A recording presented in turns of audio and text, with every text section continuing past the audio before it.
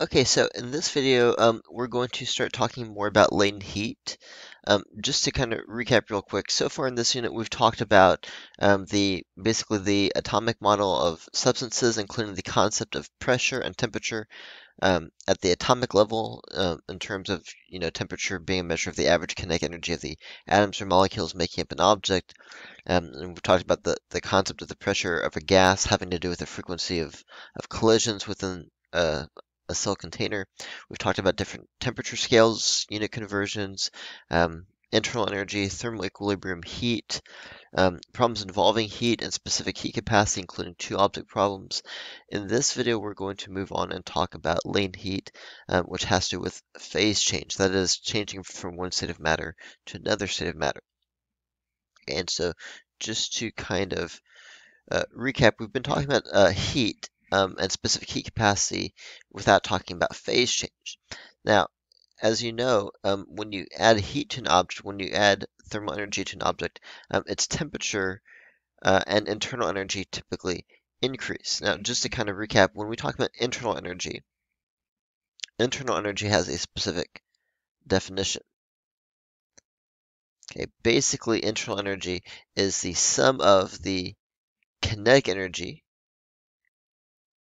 of all the atoms or molecules, I'll say atoms/molecules, plus the potential energy of the atoms or molecules making up an object. Okay, now the kinetic energy obviously has to do with the motion of those particles. The potential energy, as we'll talk about throughout this unit, has to do with the electrical forces, basically holding the atoms and molecules or molecules together, which is kind of complicated to explain. But to kind of simplify, we know temperature is a measure of the average kinetic energy of the atoms or molecules. And so when you add heat to an object, we've seen so far that this can basically increase, right? In fact, we've been doing calculations with Q equals mc delta T that shows that when you add heat to an object, this particular part of the internal energy can increase. All right. However, let's say you heat an object up to its melting point or its boiling point. Then it turns out what happens is at that point, rather than increasing in temperature, the energy, the extra heat that you add, doesn't increase the temperature. It actually goes to causing a phase change. It's used to actually break the intermolecular bonds between the atoms or molecules and basically cause a phase change, right? To change the state of matter. So in other words, if you think like an ice cube, if you have like a solid piece of ice, the water molecules are all kind of vibrating and shaking in place, and as you add more and more kinetic energy, they shake faster. But as they're transitioning from a solid piece of ice into water, the energy, rather than going to making those molecules moving faster, starts to kind of break them apart. It starts to loosen the bonds between those molecules so that they can become a liquid rather than a solid. Okay, and so what I'm saying is, so far we've talked about, heat increasing the temperature of an object, but there's also this other aspect that has to do with phase change that can also occur when you add heat to an object. Okay, and so that concept is kind of what we're going to be building on when we talk about latent heat here in this video. Okay, so basically, when you add heat to an object, its internal energy increases, and it can do so in one of two ways, is what I'm saying. We've talked about one of the two ways in past videos, talking about this equation and specific heat capacity. This video is going to be more about this other side of the equation, the phase change aspect. Okay, so pause there if you need to add that to your notes.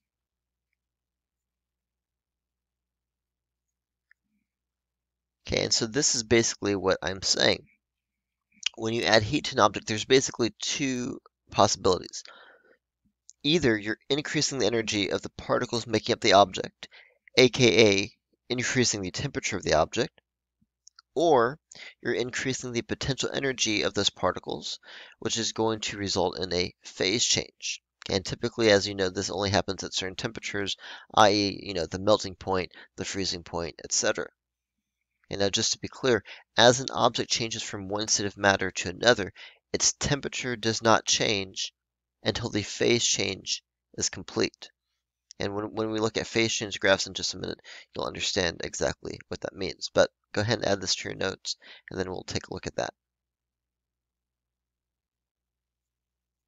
Okay, so the following graph I'm about to show you is a phase change graph. I would recommend that you copy down the important features of the graph and be able to note when an object is changing its temperature and when it's undergoing a phase change. And also note which phase change requires more energy. Okay, typically it's actually the phase change going from a liquid to a gas that requires more energy. But this is what's called a phase change graph. On the y-axis we have temperature, and on the x-axis we have heat. Okay, and so imagine you start off with like a solid at a certain temperature, and you add heat to it. Actually, let me erase this and make this a different color. As you add heat to it, as you add heat to the solid, the temperature is going to increase. Okay, and in fact, we know the relationship between the change in temperature and the heat energy because we have, Q equals mc delta T. Once we get to here, this particular temperature is going to be the melting point of this particular substance. Notice that when you start to add more and more heat at this point, the temperature remains constant. Right? You're adding more heat, but the temperature doesn't change. What's happening here, where I'm drawing the green line, is this solid is undergoing a phase change. Okay, it's changing from a solid to a liquid, and once it becomes a liquid, it can go ahead and temperature change again. Typically, though, the specific heat capacity is going to change when it goes from a solid to a liquid to a gas. Okay, so for example, the specific heat capacity of ice and the specific heat capacity of water are not typically the same. Right? So you heat the liquid, eventually you get to the boiling point. Once you reach the boiling point, as you add more heat, the temperature remains constant, but the internal energy is still increasing because you're adding heat to it. That energy has to go somewhere, but it's not going to increasing the temperature. It's going to increasing that internal potential energy between those particles, making up the object, aka causing a phase change. And then once the phase change is done and you have a gas, then any extra heat you add is going to increase the temperature of the gas. Okay, so far in this unit, we've seen basically the red parts of the graph are all governed by the mc delta T equation. If you know the mass and you know the specific heat, and you know the change in temperature, you can calculate how much heat these parts of the graph change. The new part we're looking at is the latent heat part, and there's a different equation for those green parts, which involve what's called latent heat, that we'll talk about on the next slide. But just if you want to add this to your notes, the equation for latent heat looks like this. Okay, so it's m, which is the mass of the object, times L, where L is what's called the latent heat or the specific latent heat of a substance. And in fact, there's actually two different latent heats. There's one at the melting freezing point, which we call LF, that is the latent heat of fusion. This will be like in the notes later, but just if you want to add it to your picture. This is called the latent heat of fusion, and this other latent heat is what's called the latent heat of vaporization. And I will define both of those on the next slide. Okay, so pause it there. Make sure you add this to your notes.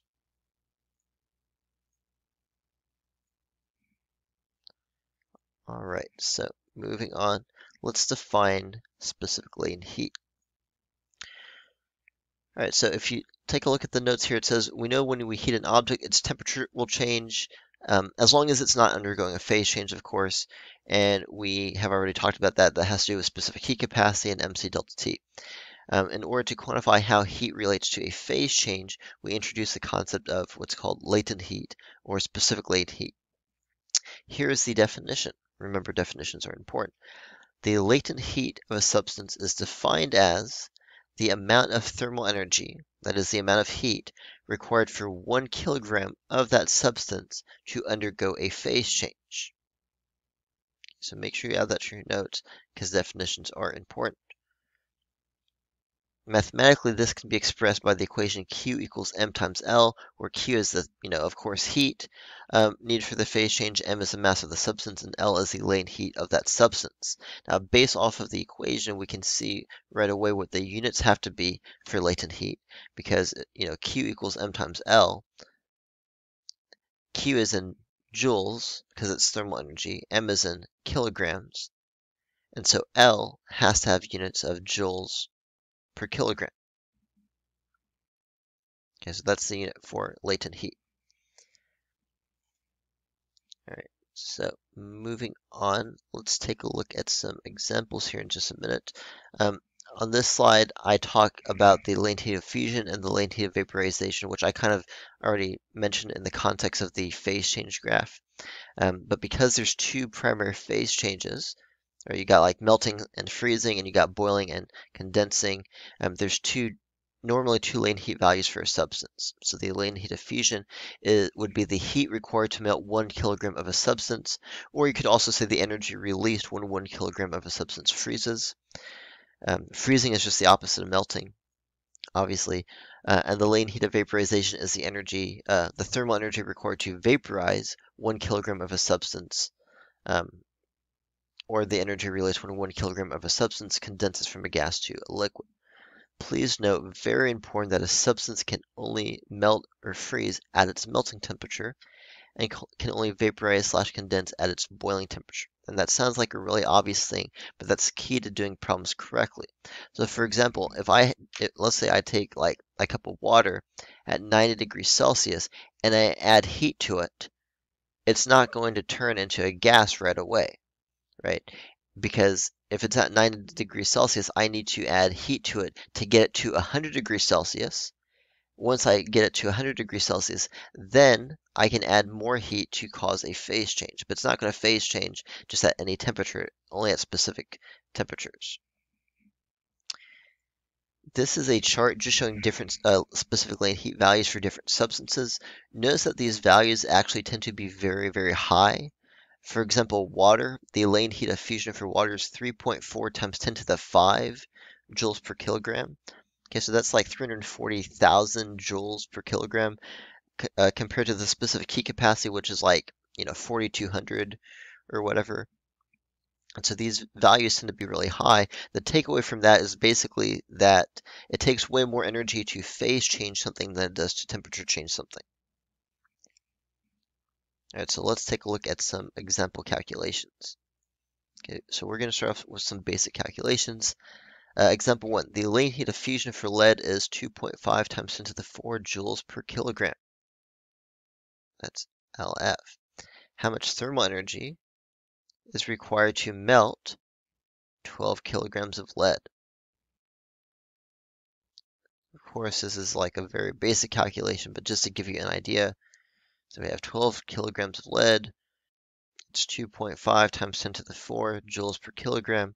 And so we can calculate how much heat that is just by multiplying these two numbers together. So that's going to be 12 times 2.5 times 10 to the 4. And that's 300,000 joules. Simple calculation. Pause there if you need to look at that some more.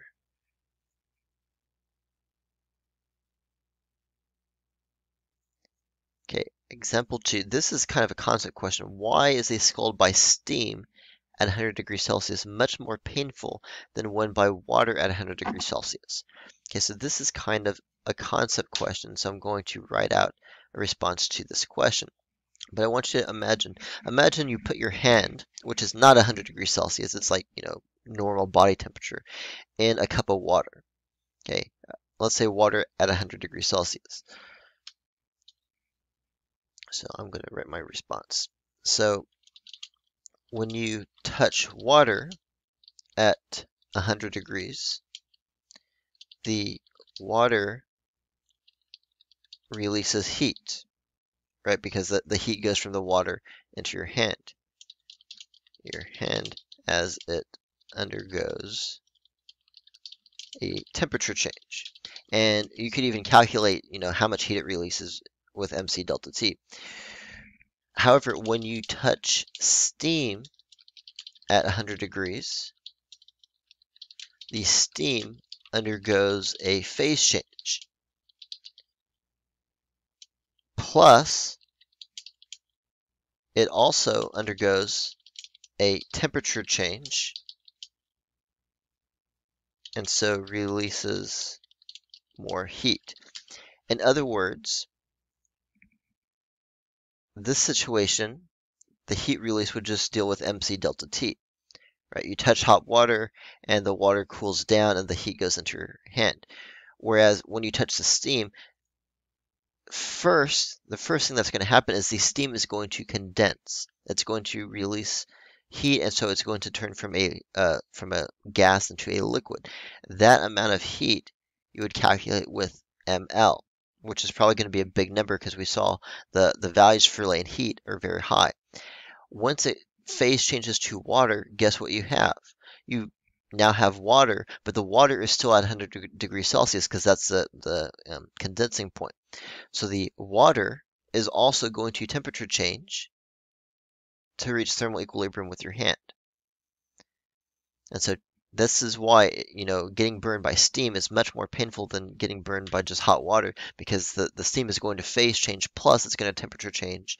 And so both of those are going to add together and make this value when you touch the steam much higher than this value when you just touch the water. More heat into your hand means like more burn, which is not good for you. Okay, so kind of a concept example, but kind of an interesting way to apply these concepts to real life. Pause there if you need to look at that some more.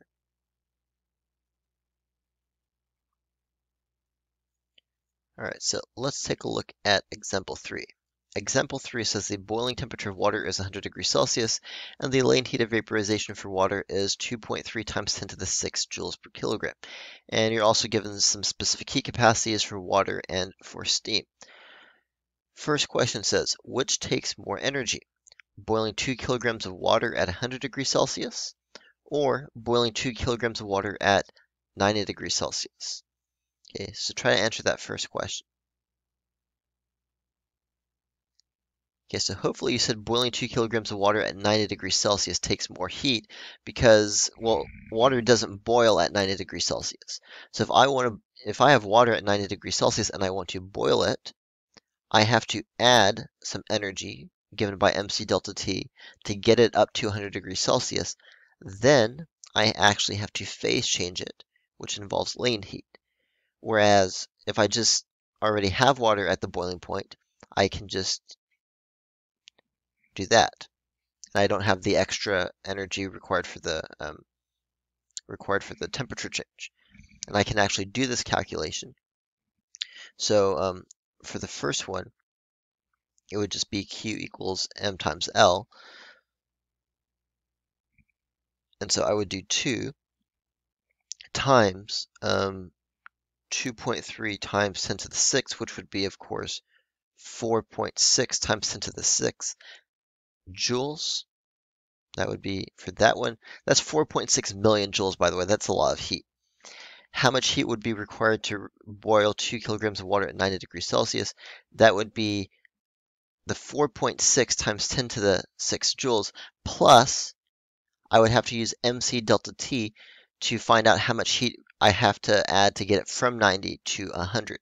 And so I would do M times C, which is 4,200, times delta T, which would be 100 minus 90, because it starts at 90 and it has to go up to 100.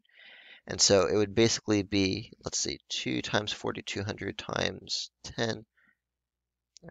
Put that into my calculator incorrectly. 4.6 times 10 to the 6 plus 2 times 4,200 times 10. And I get 4.684 times 10 to the 6 joules. So not like a lot more energy, but it would require more heat to do that one. Last question says, how much heat would be required to heat 4 kilograms liquid water from its melting point? Yeah, I think melting point of water, but that's just 0 degrees because ice melts at 0 degrees until it turns into 100 degrees Celsius steam. So I want you to think about example 3. Actually, first of all, pause it here, write this down because I want to erase this. Okay, I want you to look at that last question. How much heat would be required to heat 4 kilograms liquid water from its melting point until it turns into 150 degrees Celsius steam? I want you to try to do that last part of example 3 on your own. Okay, so I have to approach this kind of logically in my mind for this to make sense. So I have water at 0 degrees Celsius because that's the melting point. Okay, so I want to turn it into steam. And so water boils at 100 degrees Celsius. And so the first thing I need to do is I need to take the water and I need to add enough heat so it goes from 0 degrees Celsius to 100 degrees Celsius. So I need to temperature change it up to 100. Okay. Once I get it to 100 degrees Celsius, I need to phase change it. Okay, I need to turn it from liquid water into steam.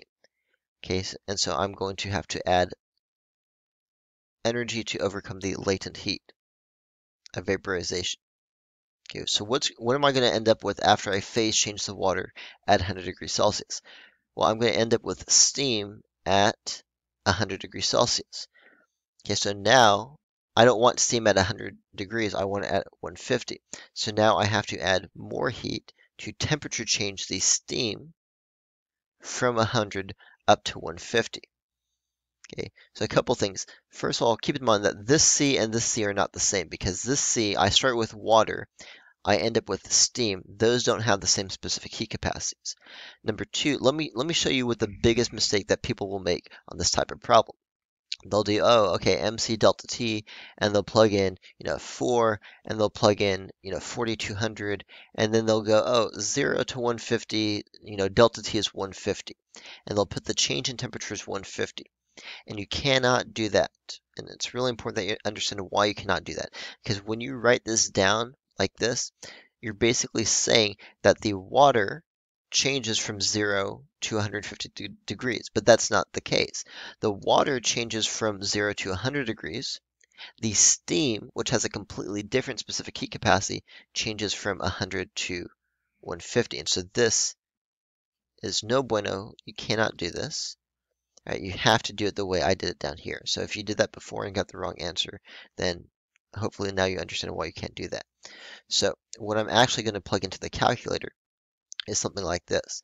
I'm going to do 4 times 4200 times 100, going from 0 to 100, plus 4 times 2.3 times 10 to the 6, plus 4 times 220 times 50.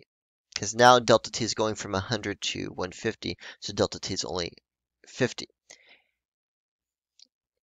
And so if you do that correctly, let's see what you get. You get 4 times 4200 times 100 plus 4 times 2.3 times 10 to the 6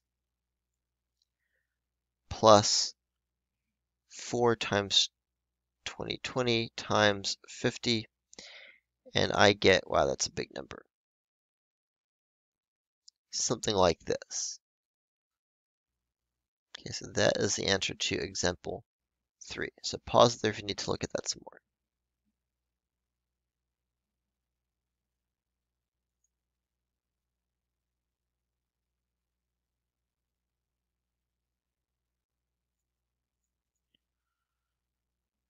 All right, and so hopefully going through that example, you kind of start to get a sense for how the whole concept of specific heat and latent heat kind of work together in problems. We'll do a couple more examples in class, probably as warm-up questions. For now, you should at least be able to work on thermal physics worksheet number 4. Thermal physics worksheet number 5 basically combines everything we've talked about, specific heat capacity, latent heat, and also 2 object problems. Okay, and so I also want you to try those problems as well. The concept is still Qin equals minus Q out because that's the concept for any 2 object problem. Okay, but for worksheet number 5, instead of just having MC delta T on both sides, you could also have phase changes as well. Okay, and so I want you to try to approach those problems on your own, and then we'll probably go over some in class at some point. Okay, but note-wise, aside from doing examples with two object problems and phase change, we're basically done with the heat part of this unit. This is a major part of the unit as far as calculations go. This is probably more than half of the calculations in the unit. They take some practice, but once you get them down, as long as you understand the concepts, they're really not that challenging. I would encourage you to work on worksheet 4 and 5 on your own for practice. As always, please let me know if you have any questions, and I'll see you guys in the next video.